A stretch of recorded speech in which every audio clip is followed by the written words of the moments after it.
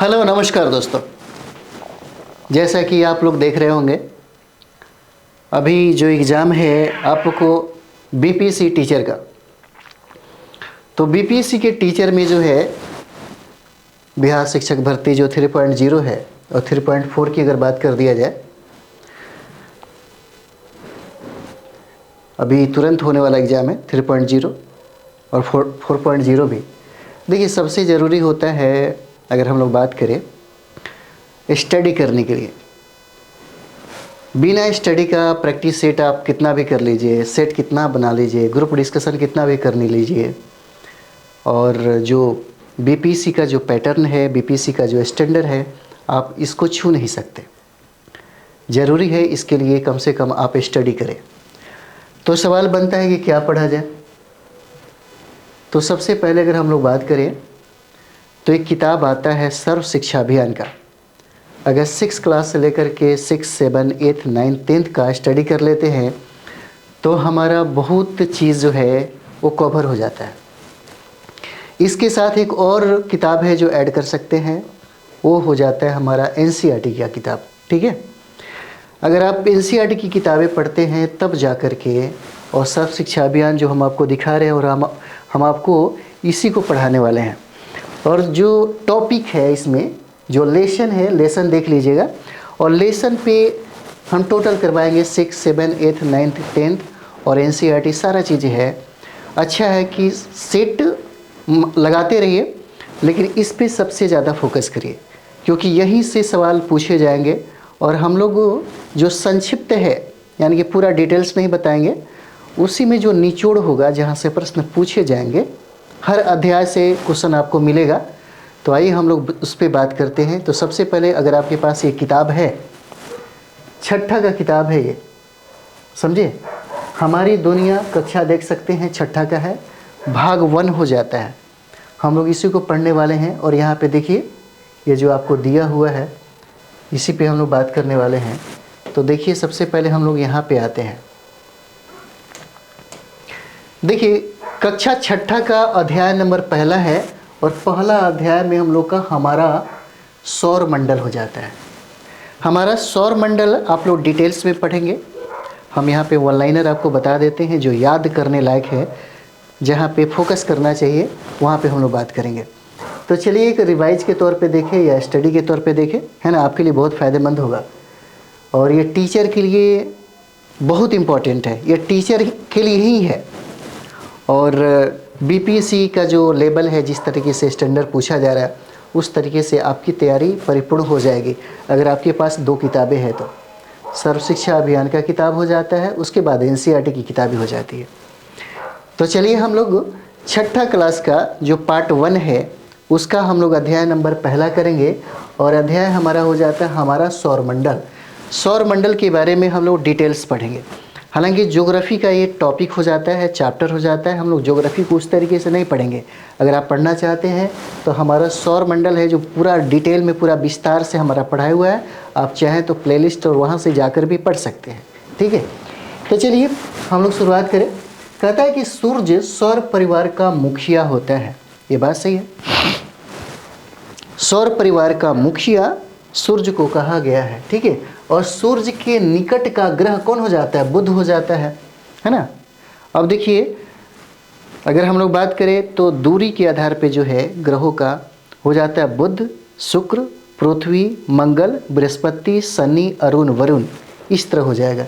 जैसे हम लोग देखेंगे, ये हो जाता है बुध, है ना, बुध हो जाएगा, उसके बाद शुक्र हो जाएगा, बुध शुक्र, है ना, पृथ्वी हो जाएगा, मंगल हो जाता है, मंगल, उसके बाद देखते हैं बृहस्पति हो जाएगा, है ना, बृहस्पति, उसके बाद शनि हो जाएगा, अरुण और वरुण हो जाता है ना, अरुण और वरुण हो जाता है। इसके पहले जो प्लूटो है उसको भी रखा गया था ग्रह में, लेकिन अब उसको क्या कर दिया गया? हटा दिया गया, है ना, शुद्र ग्रह में इसको शामिल कर दिया गया। तो आइए हम लोग इसको करते हैं। कहता है कि लाल ग्रह किसको कहा जाता है? प्रश्न पूछा जा सकता है कि लाल ग्रह के नाम से किस ग्रह को जाना जाता है ना। तो लाल ग्रह के नाम से मंगल ग्रह को जाना जाता है। ठीक है, अगला सवाल है, कहता है कि शुक्र और अरुण 2 ऐसे ग्रह हैं जिसके घूमने की जो दिशा है उल्टी होती है ना। घूमने की दिशा जो है उल्टी है। एक को हम लोग क्लॉकवाइज बोलते हैं, दूसरे को एंटी क्लॉकवाइज बोलते हैं। और यही चीज़ें है, घूमने की जो दिशा है दो ग्रहों के पास से जो उल्टा है उसका नाम है शुक्र और दूसरा नाम है अरुण नाम हो जाता है। और यही कह रहा है कि दो ऐसे ग्रह हैं जिसके घूमने की दिशा उल्टी है ना। जैसे दक्षिणावर्त पूर्व से पश्चिम की ओर हो जाता है। प्रश्न बहुत बार पूछा गया है कि बताइए पृथ्वी की बहन किसको कहा जाता है, पृथ्वी की बहन किसको कहा जाता है। और ये बार बार प्रश्न पूछा गया है। और पृथ्वी की बहन जो है शुक्र को कहा जाता है, क्योंकि दोनों का जो वातावरण है और दोनों का कुछ न कुछ मिक्स है, यानी कि दोनों का कहेंगे तो जो उसका व्यवहार होता है ना मिलता जुलता है शुक्र से। देखिए अगला सवाल कहता है कि छल्ला वाला एकमात्र ग्रह बताइए कौन हो जाता है। छल्ला वाला एकमात्र ग्रह बताइए, बल्ला की तरह हो जाता है छल्ला, और वो हो जाएगा आपका शनि का। ये भी पूछा जाता है। अगला सवाल हम लोग देखेंगे, कहता है कि प्लूटो पहले ग्रह था, प्लूटो पहले ग्रह था पर अब शुद्ध ग्रह की संज्ञा दी जाती है। ठीक है, ये भी बहुत बार पूछा जा सकता है और पूछा गया भी है, बहुत सारे एग्जाम में पूछा गया है। ये भी याद रखिएगा, तारों को अपना प्रकाश है, तारा के पास अपना प्रकाश होता है। और सूर्य भी क्या है, सूर्य भी एक तारा हो जाता है ना। सूर्य का प्रकाश पृथ्वी तक कितने मिनट में पहुंचता है। सूर्य का प्रकाश पृथ्वी तक पहुंचने में 8 मिनट है ना, 8 मिनट 16 सेकंड का टाइम लगता है, नहीं तो कभी कभी 20 सेकंड का टाइम, ऐसे भी लिखा होता है, दोनों सही है। 8 मिनट 16 सेकंड या 8 मिनट 20 सेकंड। ठीक है, क्या चीज़, तो सूर्य का रोशनी है ना, प्रकाश जो है पृथ्वी तक कितने मिनट में पहुंचता है, 8 मिनट 20 सेकंड या 16 सेकंड। कहता है कि सूर्य के बाद सबसे नज़दीक के जो तारे का प्रकाश है पृथ्वी तक पहुंचने में लगभग 4 वर्ष का समय लग जाता है ना, 4 वर्ष का समय लग जाता है। और देखिए सूर्य के बाद सबसे नज़दीक का जो तारा है उसको हम लोग प्रॉक्सिमा सेंटोरी कहते हैं। ठीक है, प्रॉक्सिमा सेंटोरी कहते हैं, याद रखिएगा। देखिए पृथ्वी पर जीवन है, अंतरिक्ष से देखने पर धरती कैसी दिखती है, ये हो जाता है आपका नीला दिखाई देता है ना। पृथ्वी पर जीवन है और अंतरिक्ष से देखने पर धरती क्या होती है, नीली दिखाई देती है। छठा का जब आप ज्योग्राफी पढ़ेंगे है ना, उसका जो पहला अध्याय पढ़ेंगे हमारा सौरमंडल, तो उसी का निचोड़ है। हम लोगों ने, जैसे आप देखिएगा ये क्या किया गया, ये आपको जो फैक्ट था, फैक्ट को अलग से कलेक्ट किया गया है ताकि आपके लिए ज़्यादा से ज़्यादा सहूलियत हो, आप डायरेक्ट वन लाइनर देख सके। अगर एक बार किताब पढ़ लेते हैं तो यहाँ से चीज़ें जल्दी आपको रिवाइज भी हो जाता है ना, और याद भी रहेगा। चलिए आगे हम लोग देखते हैं इसका। कहता है यहाँ पे वायुमंडल में है ना, कहता है कि वायुमंडल में प्रकाश की किरणें, वायुमंडल में प्रकाश की किरणें परावर्तित होती है तथा समुद्र की सतह से नीले रंग का परावर्तन सर्वाधिक होता है। ठीक है, नीले रंग का जो परावर्तन यहाँ पे है वो सर्वाधिक होता है। और कहता है पृथ्वी पर 71% क्या है, जल है। 71% क्या है, जल है। और 29 जो % है वो क्या है, स्थल हो जाता है। ठीक है, यानी कि जल की जो मात्रा है सर्वाधिक है और जो लैंड है उसकी मात्रा 29% है और जो जल है उसका मात्रा 71% है पृथ्वी पे। देखिए चांद पृथ्वी का उपग्रह हो जाता है ना। पृथ्वी का एकमात्र उपग्रह क्या है, चांद है ना, चंद्रमा। अगला हम लोग देखेंगे, चंद्रमा का प्रकाश पृथ्वी पर लगभग 1.25 सेकंड या 1.3 सेकंड में पहुंचता है। और ये भी सवाल आपसे कभी कभी पूछा जा सकता है, भी आई है। चंद्रमा का जो प्रकाश है पृथ्वी पर पहुंचने में लगभग 1.25 सेकंड का टाइम लगता है। और एक और भी प्रश्न था कि सूर्य का प्रकाश पृथ्वी तक पहुंचने में कितना टाइम लगता है, 8 मिनट 20 सेकंड या 8 मिनट 16 सेकंड या कहीं कहीं आपको 8 मिनट भी लगेगा। ठीक है, तीनों चीज़ें याद रखिए। देखिए चंद्रमा, यहाँ देखिए चंद्रमा पृथ्वी की एक परिक्रमा कितने दिनों में करता है, तो 27 दिन 8 घंटे में पूरा करता है। चंद्रमा जो है पृथ्वी की एक परिक्रमा करने में कितना टाइम लगाता है, 27 दिन और 8 घंटे का पूरा टाइम लेता है। ठीक है। कहता है कि चंद्रमा दिन में अधिक गर्म और रात में अधिक ठंडा रहता है। ठीक है, ऐसे फिलहाल अभी याद करिए इसको, कॉन्सेप्ट अगर देखना चाहेंगे तो वहाँ पे जाके देख सकते हैं। ठीक है, तो इसमें टाइम नहीं हम जाया करना चाहते हैं। तो चंद्रमा दिन में अधिक गर्म होता है और रात में अधिक क्या हो जाएगा, ठंडा रहता है। इसका धरातल उबड़ खाबड़ है, इस पर मिट्टी भी नहीं है, है ना। इसकी जो धरातल है क्या है, उबड़ खाबड़ है और इस पर मिट्टी भी नहीं है। बृहस्पति के, है ना, जो उपग्रह है सर्वाधिक है। बृहस्पति के उपग्रह कितना है, 63 बताया जा रहा है और शनि का उपग्रह कितना है, तो 62 बताया जा रहा है। ठीक है, अगला कहता है कि बुध और शुक्र का कोई उपग्रह नहीं है और ये सवाल आपसे पूछा जाता है ना, ये सवाल आपसे पूछा भी जाता है। कहता है यहाँ पे कि बुध का, है ना, और शुक्र का, कहता है कि बताइए कितने इसके उपग्रह हो जाते हैं। तो देखिए इसका कोई उपग्रह नहीं है। शनि का टाइटन सबसे बड़ा उपग्रह है। पूछा जा सकता है कि शनि का सबसे बड़ा उपग्रह का नाम बताइए, क्या हो जाता है।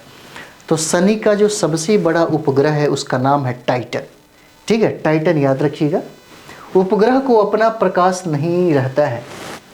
ग्रह के पास और उपग्रह में फर्क हो जाता है ना। यहाँ पे देखिए उपग्रह के पास अपना प्रकाश नहीं है।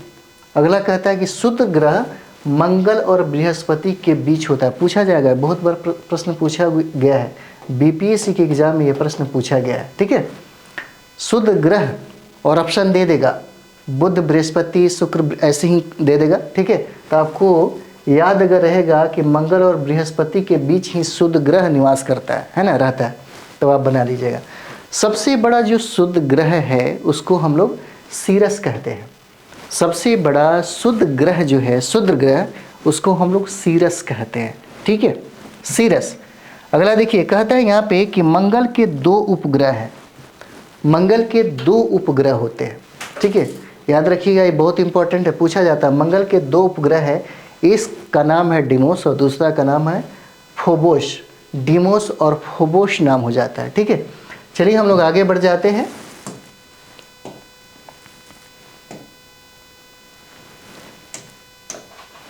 ये आपके बीपीएससी टीचर के लिए ही स्पेशली है, बहुत इंपॉर्टेंट है आपके लिए। हम सारा का सारा करा देंगे, ठीक है, ताकि आपका रिवाइज भी हो जाए अच्छे तरीके से। और बीपीएससी के जो एग्ज़ाम है 3.0 या 4.0 की बात करें तो ये बहुत ही ज़्यादा आपकी मतलब तैयारी में साथ देगा। बहुत अच्छा आपके एग्ज़ाम के लिए मार्क्स उठाने के लिए सबसे बढ़िया है ना।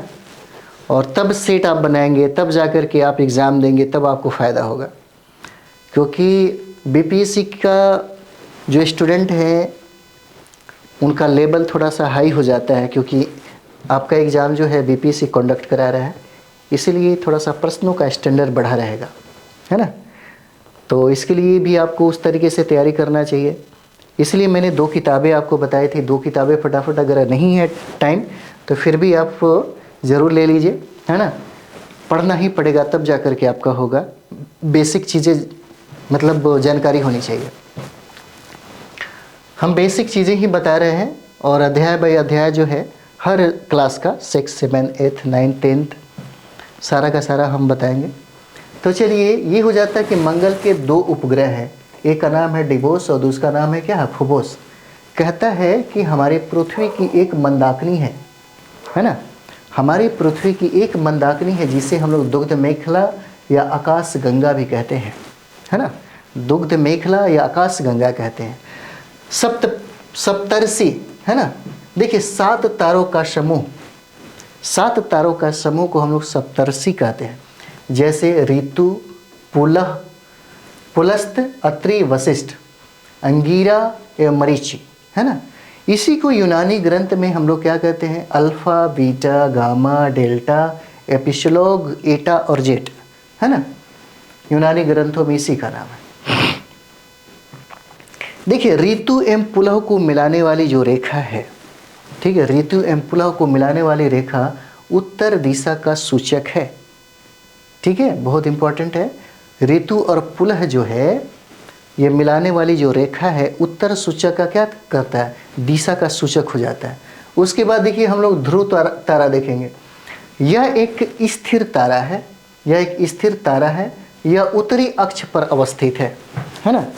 यह उत्तरी अक्ष पर क्या है, अवस्थित है।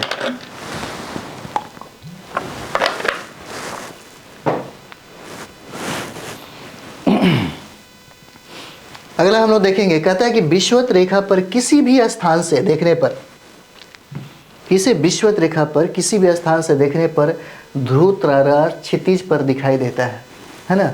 ध्रुव तारा क्या होता है, क्षितिज पर दिखाई देता है। जैसे हम लोग देखेंगे, सबसे पहले एक रेखा है, उसको हम लोग समझ जाए, ज़्यादा हम नहीं वो करना चाहेंगे। देखिए ये बीचों बीच जो है ना, पृथ्वी के जो बीचों बीच पूरब से पश्चिम की जो मिलाने वाली जो रेखा है, जिस पोल पे ये मिलती है, उसको हम लोग विषुवत रेखा बोलते हैं। ठीक है, इसको हम लोग विषुवत रेखा बोलते हैं, और यही सवाल कह रहा है। इस तरीके से ये जो पूरा पृथ्वी है दो भागों में बट जाता है। यहाँ से जब हम उत्तर जाएंगे तो इसे उत्तरी गोलार्ध कहा जाता है, और विषुवत रेखा से दक्षिण जाने पे आपको दक्षिणी गोलार्ध हो जाता है। ठीक है, और जब विषुवत रेखा से हम उत्तर की तरफ जाते हैं, है ना, तो यहाँ पे 23.5 डिग्री हो जाता है। 23.5 डिग्री जब जाएंगे तो इसी को हम लोग क्या कहते हैं, इसी को हम लोग कर्क रेखा बोलते हैं, है ना। इसी को हम लोग क्या बोलते हैं, कर्क रेखा बोलते हैं। ठीक है, उसी तरीके से हम दक्षिण में विषुवत रेखा के दक्षिण में 23.5 डिग्री जो जाएंगे तो इसको हम लोग दक्षिण में क्या बोलते हैं, मकर रेखा बोलते हैं, है ना। ये मकर रेखा बोलते हैं, इतना तो याद हो गया होगा। ठीक है, और ये देखिए, ये सीधे सीधे उत्तर से दक्षिण को मिलाने वाली रेखा को, इसको GMT कहा जाता है ना, GMT कहा जाता है। और ये देखिए, इसको हम लोग क्या बोलते हैं, इसी को, यानी कि उत्तर से दक्षिण मिलाने वाली जो रेखा है, इसको हम लोग क्या बोलते हैं, इसी को हम लोग देशांतर बोलते हैं। ठीक है, इसी को हम लोग देशांतर बोलते हैं, यही वाला है देशांतर। ठीक है, और यहाँ पे आप देख सकते हैं, ये हमारा जो हो जाता है, चलिए पेन चेंज किया जाए, और यही जो है पूरब से पश्चिम मिलाने वाली जो रेखा है, ये जो देख रहे हैं आप, पूरब से पश्चिम मिलाने वाली जो रेखा है, इसी को हम लोग अक्षांश कहते हैं। ठीक है, इसी को हम लोग क्या बोलते हैं, अक्षांश कहते हैं। आप देख लिए होंगे, यानी कि 0 डिग्री जो अक्षांश है, इसको हम लोग इक्वेटर कहते हैं, भूमध्य रेखा भी कहते हैं, और विषुवत रेखा भी कहते हैं। उसके बाद हम लोग इसके उत्तर में जब जाएंगे तो 23.5 डिग्री उत्तर को हम लोग कर्क रेखा के नाम से जानते हैं। ठीक है, और ये जो है, यानी कि ईस्ट और वेस्ट पोल के मिलाने वाली रेखा को हम लोग क्या बोलते हैं, अक्षांश बोलते हैं। और नॉर्थ और साउथ, जैसे आप देख सकते हैं, ये नॉर्थ हो जाता है और ये साउथ हो जाता है। नॉर्थ और साउथ पोल के मिलाने वाले रेखा को हम लोग देशांतर कहते हैं। बस इतना ही बताना चाह रहे थे, क्योंकि यहाँ पे लिखा हुआ, इतना भी समझ जाइए। ठीक है, तो चलिए आगे हम लोग बढ़ते हैं। आगे हम लोग यहाँ पे थे, है ना, कि विषुवत रेखा पर किसी भी स्थान से देखने पर ध्रुव तारा क्षितिज पर दिखाई पड़ता है। अब तो समझ में आ गया हो गया, है ना, कि विषुवत रेखा क्या है। यह हमेशा उत्तर दिशा में होता है, याद रखिएगा, यह हमेशा उत्तर दिशा में होता है। ठीक है, चलिए आगे बढ़ लिया जाए, हमेशा उत्तर दिशा में होता है। ठीक है, अब देखिए आगे क्या कहता है। यहाँ पे आगे कहता है कि प्राचीन भारत में नाविक उत्तर दिशा देखने के लिए, है ना, अभी तो बहुत आधुनिक यंत्र हो गए हैं, बहुत सारे आविष्कार हो गए हैं, दिशा के ज्ञान के लिए बहुत सारा साधन है। तो प्राचीन समय में लोग दिशा का अनुमान कैसे लगाते थे। ठीक है, तो देखिए कहा जाता है कि प्राचीन भारत में नाविक उत्तर दिशा देखने के लिए राशि की संख्या क्या करते थे, 12 को आजमाते थे। पृथ्वी के चारों ओर विभिन्न तारों का समुदाय है ना, पृथ्वी के चारों ओर कहता है कि विभिन्न तारों का समुदाय है, जिसकी संख्या कितना है, 27 हो जाता है। और चांद को पृथ्वी की परिक्रमा करने के दौरान, चांद को क्या करता है, पृथ्वी की परिक्रमा करने के दौरान किसी न किसी तारों के समूह से गुजरना पड़ता है। इस तारे के समूह को नक्षत्र कहते हैं हम लोग। ठीक है, और नक्षत्रों की संख्या देखिए 27 इसमें बता रहा है। क्या 27 नक्षत्र के नाम 9NOM हो जाता है। ठीक है, देखिए पृथ्वी प्रत्येक नक्षत्र को 14 दिन में पार कर लेती है, और नक्षत्र की अवधि भी 14 दिन का ही होता है। जैसे आप देख सकते हैं, ये जो ग्रह है सूर्य से, है ना, ग्रहों की जो दूरी है उसके अनुसार है। जैसे हमने कहा था बुध, शुक्र, पृथ्वी, मंगल, शनि, अरुण, वरुण, है ना। तो इसे याद रखिएगा, बहुत इंपॉर्टेंट हो जाता है, बहुत ही भिविया है आपके लिए, है ना। चलिए पेन थोड़ा चेंज कर लिया जाए। तो इसमें क्या हो जाता है आप देखेंगे, ग्रह हो जाएगा बुध, अभी भी आप चाहें तो याद कर सकते हैं, बुध, शुक्र, पृथ्वी, मंगल, शनि, अरुण, वरुण, है ना। देखिए यही चीज़ दिया हुआ है, बुध, शुक्र, पृथ्वी, मंगल, बृहस्पति, शनि, अरुण, वरुण। बुध, शुक्र, पृथ्वी, मंगल, बृहस्पति, शनि, अरुण, वरुण हो जाएगा। देखिए पृथ्वी का निकटतम ग्रह कौन हो जाता है? पृथ्वी का निकटतम ग्रह कौन हो जाता है? जैसे आप देखिएगा, अगर इसे याद करना हो तो ऐसे याद कर सकते हैं, सबसे आसान है और बहुत सारा क्वेश्चन बन जाएगा, है ना। जैसे बुध हो गया, उसके बाद शुक्र हो जाता है, शुक्र के बाद ये क्या हो गया, पृथ्वी हो जाएगा, और पृथ्वी के बाद क्या हो जाएगा, मंगल हो जाएगा, और मंगल के बाद क्या हो जाएगा, बृहस्पति हो जाता है ना। और बृहस्पति के बाद क्या हो जाएगा, शनि हो जाएगा, और शनि के बाद देखिएगा यहाँ पे अरुण हो जाएगा, है ना, अरुण हो जाएगा, और यहाँ पे देखिए यही आपका वरुण हो जाता है। और देखिए कहता है कि पृथ्वी का निकटतम ग्रह कौन हो जाता है, यहाँ देखिए क्या हो जाएगा, अगर हम देखें यहाँ पे थोड़ा पेन चेंज कर लिया जाए, है ना। अब इसको ले लेते हैं, जैसे यहाँ पे देखिए बुध हो गया, है ना, बुध आपका शुक्र हो गया, और ये हमारा पृथ्वी हो जाता है, और ये मंगल हो जाएगा, है ना। उसके बाद देखिए बृहस्पति हो जाता है, और यहाँ पे शुक्र हो जाएगा, और शनि हो जाता है। अब देखिए इस तरीके से अगर आपको याद है ना, तो फटाफट जो भी प्रश्न आएगा बना दीजिएगा। क्या कहता है, कहता है यहाँ पे पृथ्वी का निकटतम ग्रह ग्रह जो है वो शुक्र है, ठीक है। तो यहाँ पे देखिए बुध, शुक्र, पृथ्वी, ठीक है, ये पृथ्वी हो जाता है, अब दोनों निकटतम हो जाएगा, यहाँ शुक्र भी हो जाएगा और यहाँ पे मंगल हो जाएगा। दोनों के बीच अगर पूछे कि पृथ्वी किन दो ग्रहों के बीच में है, तो ये भी आपका हो जाएगा शुक्र और मंगल के बीच में, ठीक है। बुध, शुक्र, पृथ्वी, मंगल हो जाएगा, है ना। अगर इतना याद रहेगा तो आप बना सकते हैं। चलिए आगे बढ़ा जाए, इसी को हम लोग कंटिन्यू रखते हैं। पृथ्वी का निकटतम ग्रह कौन हो जाता है, शुक्र हो जाएगा। तो आकाश गंगा लाखों तारों का समूह होता है। आकाश जो गंगा है लाखों तारों का समूह है। ब्रह्मांड लाखों आकाश गंगा का समूह है ना। ब्रह्मांड क्या है, लाखों आकाश गंगा का समूह है।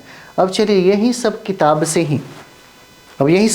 से ही लुसेंट भी लिखा है, निचोड़ तो वहीं से लिया है। इन सारे किताबों से, आप इन सारे किताबों को नहीं पढ़ते हैं तब आपको कहीं ना कहीं एक जगह कोई मटेरियल आप ढूंढने लगते हैं। हालांकि देखा जाए तो सबसे बेस्ट किताब होता है सर्व शिक्षा अभियान की आपके लिए, और एनसीईआरटी की किताबें बहुत ही इंपॉर्टेंट है। और जो बीपीएससी के भी स्टूडेंट है, जो सिविल सर्विस की तैयारी करना चाहते हैं, उनके लिए तो रामबाण हो जाता है, बहुत समझिए कि बेहतर किताब होता है। तो चलिए आगे हम लोग देखेंगे, कुछ पॉइंट हम लोग देखें। देखिए सबसे बड़ा ग्रह है ना, सबसे बड़ा जो ग्रह है वो बृहस्पति हो जाएगा, है ना, जहाँ पे क्या होता है, छोटा दिन होता है। आकाश में चक्कर लगाने वाले पत्थरों के छोटे टुकड़े को हम लोग क्या बोलते हैं, उल्का पिंड कहते हैं। आकाश में चक्कर लगाने वाले पत्थरों के छोटे टुकड़े को हम लोग क्या बोलते हैं, उल्का पिंड कहते हैं। उल्का पिंड जब वायुमंडल के कक्षा में प्रवेश करते हैं, है ना, उल्का पिंड जब वायुमंडल के कक्षा में प्रवेश करते हैं तो हवा के घर्षण के कारण उसमें आग पकड़ लेती है ना। क्या होता है, आग पकड़ लेती है। अब देखिए हम लोगों ने जो पहला अध्याय था हम लोगों ने समाप्त किया, छठा क्लास का है, पहला वॉल्यूम है, उसका पहला वॉल्यूम आपके पास हो तो आप चाहें तो एक दिन में भी समाप्त कर सकते हैं, बहुत बड़ी बात नहीं है। हम लोग तो 4-5 घंटे में समाप्त करते थे। आपको एग्ज़ाम देना है, एग्ज़ाम का टाइम ज़्यादा है नहीं, आप चाहें तो रिवाइज के लिए बहुत बढ़िया है। आप फटाफट अगर आप पढ़े हैं तब तो जल्दी जल्दी समाप्त कर पाएंगे। अगर हम लोग चलते हैं अगला अध्याय 2 में, पृथ्वी एवं उसकी जो गतियाँ हैं उसके बारे में हम लोग पढ़ेंगे, ठीक है। हालांकि हम सोचे थे कि बारी बारी से एक कर लेंगे, लेकिन एक जो हमारा ये स्लाइड है उसको ही हम लोग करें और ज़्यादा लंबा वीडियो नहीं दें, है ना, ताकि आपको भी रिवाइज करने में आसानी हो जाए। तो देखिए पृथ्वी एवं उसकी गतियाँ जो है, ये छठा क्लास का अध्याय 2 है। कहता है कि 21 मार्च और 23 सितंबर को समदिवा रात्रि होती है, यानी कि दिन और रात क्या है, बराबर होता है ना, दिन और रात क्या है, बराबर होता है। कहता है कि पृथ्वी अपने अक्ष पर कितना डिग्री का, मतलब कितना डिग्री झुका हुआ है। तो देखिए पृथ्वी अपने अक्ष पर 23.5 डिग्री है ना, वो झुका हुआ है। इसलिए आप नॉर्थ में जाते हैं और साउथ में जाते हैं तो 23.5 डिग्री जो है नॉर्थ वाला को हम लोग क्या बोलते हैं, कर्क रेखा हो जाता है, और दक्षिण जब हम लोग आएंगे तो उसे मकर रेखा बोलते हैं। देखिए पृथ्वी गति कैसे करती है, पश्चिम से पूरब की ओर, और ये आपके लिए बहुत इंपॉर्टेंट है, याद रखिएगा, बहुत इंपॉर्टेंट हो जाता है। ये पूछा भी जा सकता है आपसे, है ना, पूछा जा सकता है कि पृथ्वी की गति कैसा होता है। आपको दे देगा पूरब से पश्चिम, उत्तर से, ऐसे ही कुछ देगा, लेकिन याद रहना चाहिए क्या होता है, पश्चिम से पूरब की ओर होता है ना, पश्चिम से पूरब की ओर। अगला है कि पृथ्वी की घूर्णन जो गति है ना, घूर्णन गति के कारण क्या होता है, पूछ सकता है घूर्णन गति के कारण, यानी कि पृथ्वी के घूर्णन गति से क्या होगा, तो दिन और रात तो होते हैं, दिन और रात होने का कारण क्या है, घूर्णन हो जाता है ना। और पूछा जा सकता है कि ऋतु परिवर्तन का कारण क्या हो जाता है ना, यानी कि परिभ्रमण जो गति है इसके कारण क्या होता है, ऋतु परिवर्तन हो जाता है। देखिए कहता है अगला कि 21 जून को उत्तरी गोलार्ध में दिन लंबे और रातें क्या होती है, छोटी होती है। ठीक है, क्या कहता है 21 जून को, याद रखिए कहता है 21 जून को, है ना, और कहाँ पे कहता है, उत्तरी गोलार्ध में, मैंने ही पहले ही बताया था। ठीक है, अगर हम इसको बीचों बीच से अगर काटते हैं और इसको हम इक्वेटर अगर मान लेते हैं तो ये हमारा जो क्षेत्र है विषुवत रेखा के उत्तर में, इसको उत्तरी गोलार्ध कहते हैं, और इसके बाद ये जो साइड का जो क्षेत्र है ना इक्वेटर के दक्षिण में, इसको हम लोग दक्षिणी गोलार्ध करते हैं। यही कहता है कि 21 जून को उत्तरी गोलार्ध में दिन लंबे और रातें क्या होती है, छोटी हो जाती है। उत्तरी ध्रुव तथा दक्षिणी ध्रुव पर 6 महीने दिन और 6 महीने का रात होता है।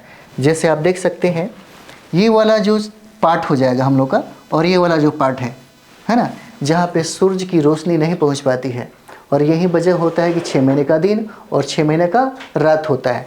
अगर सूरज यहाँ पे उत्तरायण अगर हुआ, है ना, अगर सूरज यहाँ पे उत्तरायण अगर हो जाए, ठीक है, तो यहाँ पे 6 महीने का दिन हो जाएगा, है ना, और यहाँ पे क्या हो जाएगा, 6 महीने का रात हो जाता है।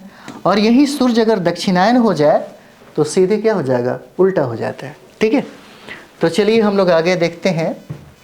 ठीक है, आगे हम लोग देख लें, चलिए इसको आगे बढ़ाया जाए।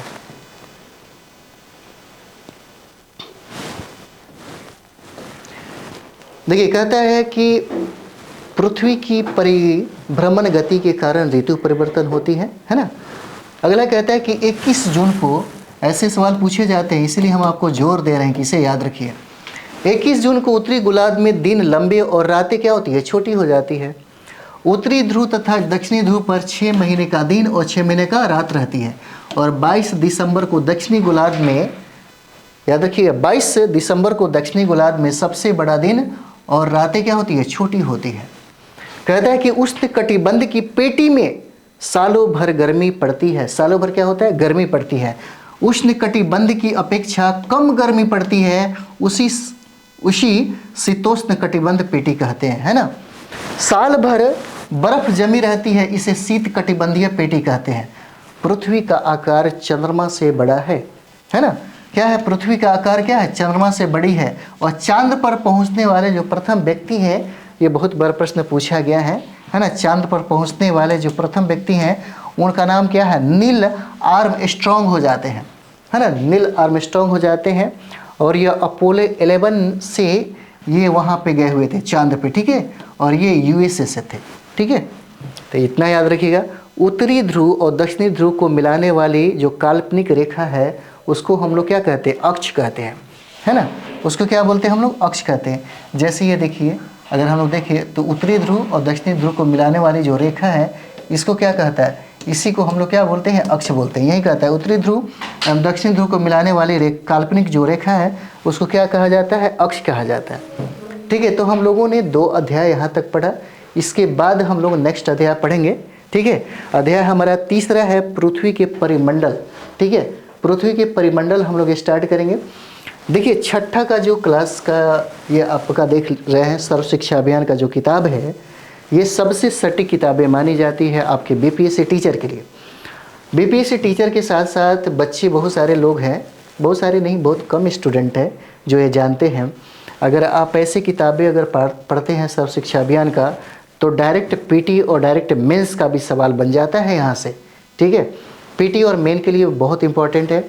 और जो बीपीसी जो शिक्षक भर्ती के लिए 3.0 या 4.0 के लिए अगर बात किया जाए तो ये किताब उनके लिए अति महत्वपूर्ण हो जाता है। ठीक है, तो चलिए हम लोग अगले अध्याय के साथ मिलते हैं। तो ये छठा क्लास का पहला वॉल्यूम है, हम लोग इसको स्टार्ट किए हैं। ठीक है, तो अगला हम लोग क्लास से मिलते हैं अगले टॉपिक के साथ, और हमारा टॉपिक रहेगा अध्याय जो देख रहे हैं पृथ्वी के परिमंडल। ठीक है, तो चलिए हम लोग अगले वीडियो मिलते हैं। आप लोग अच्छे से पढ़ाई करिए। थैंक यू वेरी मच आप सभी लोगों को।